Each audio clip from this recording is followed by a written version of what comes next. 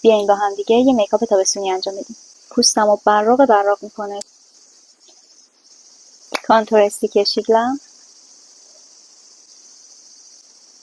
اسپری آبرسان و فیکس برای من از برند ژنوه. کانسیلر یه نقطه اینجا، یه نقطه اینجا، یه نقطه اینجا، یه نقطه اینجا. این دو طرفم بزنم. روژ ایرر بیوتی یه نقطه اینجا، یه نقطه اینجا.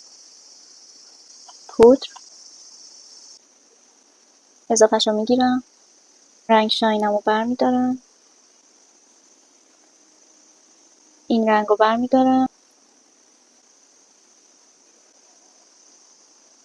برای زیر چشمم دوباره از این رنگ برمیدارم.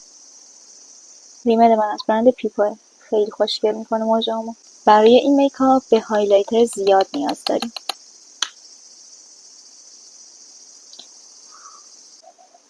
یکم به گوشه های داخلی چشمم میزنم.